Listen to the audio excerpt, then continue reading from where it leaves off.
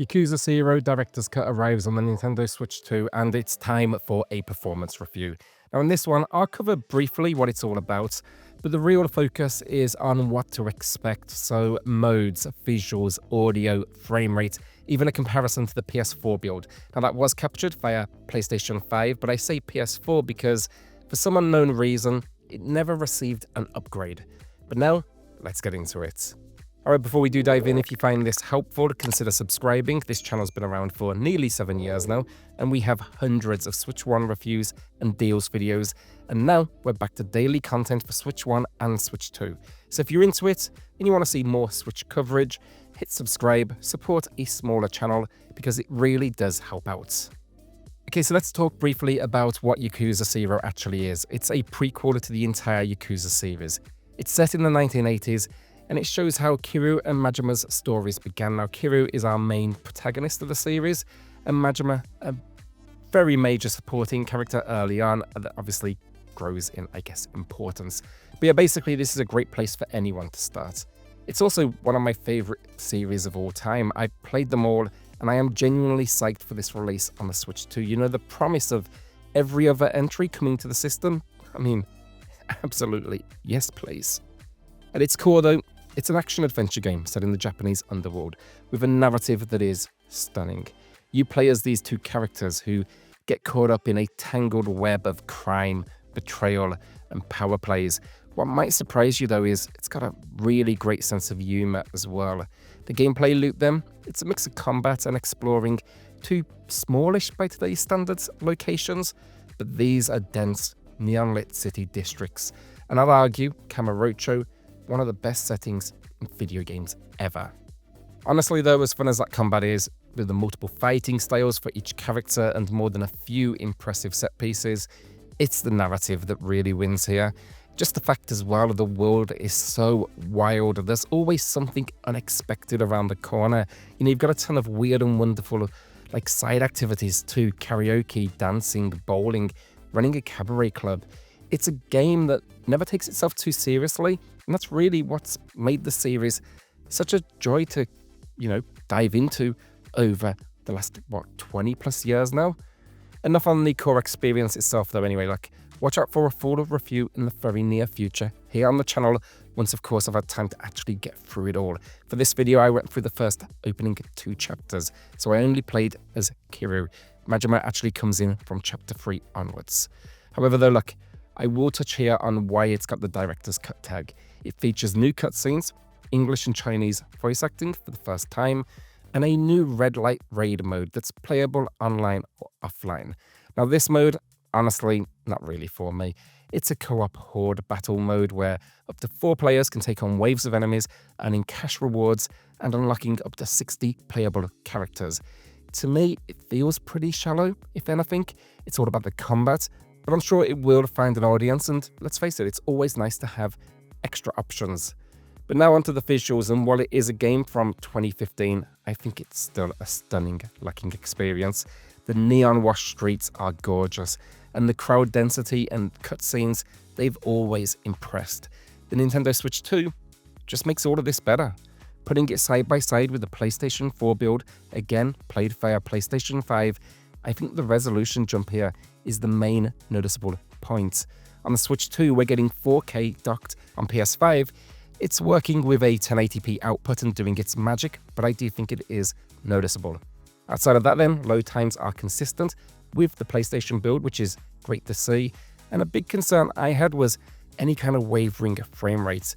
Well, I'm happy to say that over the first 2 chapters I've played so far, it is completely locked and it feels incredible. It's not, however, perfect, unfortunately, and this isn't because of the Switch 2, just so you are aware. This is actually across all versions of Yakuza 0. For some reason, the UI, the map, and the menus, they've always been weirdly low-res and honestly pretty annoying in the opening hours with these kind of big on-screen pop-ups. That's very much the same here. I don't know why they didn't update this, especially given the fact they spent time on cutscenes and an entirely new mode, but they couldn't do this one small thing. Maybe it's bigger than I suspect it is. Look, it's not an issue that impacts gameplay or anything else, but now more than ever, with the crispy 4K visuals in the background, it definitely sticks out. I also noticed one brief issue in a cutscene that does seem exclusive to the Switch 2, and that is the text generally in the game has been increased in size. Now, no doubt this is to accommodate handheld players, and that's a good thing, don't get me wrong. But in one cutscene, the last word went off screen. Picky, I know, but that's exactly what I'm here for, to tell you how it is, and that was an issue I found. Now, obviously, I have a lot of game ahead of me, 2 chapters down, and there's a lot more to come for me at this stage. You know, much of the side activities, for example, aren't even available yet. But I do want to swing back around to performance that I briefly mentioned earlier. It's been completely locked, and I'm confident, having explored these streets, it's very much, you know, 2 self-contained locations, that it's going to stay that way. And, well, yeah, basically it's perfection. Flawless, 60 FPS, such a nice thing to say on a Switch video. You know, Yakuza Kiwami, for example, on the Switch was a great port, but that one struggled in moments. That's what kind of gave me initial concerns. But no sign of that here. In fact, I'll actually be revisiting Kiwami on the Switch 2 and reporting back to you very soon, because I think this system's going to completely stabilize it. I'll also actually be covering No More Heroes 3, so if you have any other Switch 1 on Switch 2 requests, please let me know in the comments. I'm trying to kind of build up an idea of extra videos that I can be putting out for you all. So I'd love to hear what games you want to see potentially next. Finally, let's touch on audio real quick. English voice acting is now here, and respect to the voice acting team, they've done a great job, but it's just not for me. The reason, I've experienced this game from the beginning in Japanese with subtitles. I love the original cast. It's just the nostalgia. It's the way I'm going to be playing.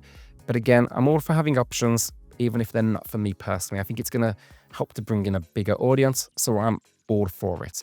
I've just been playing this series for so long. I picked up Yakuza 3 on import back in 2009.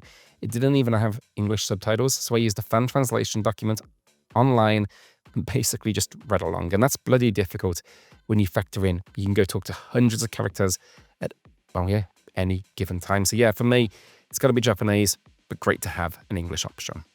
So that is Yakuza Zero Director's Cut from a performance perspective on the Switch 2, and honestly, it's perfect.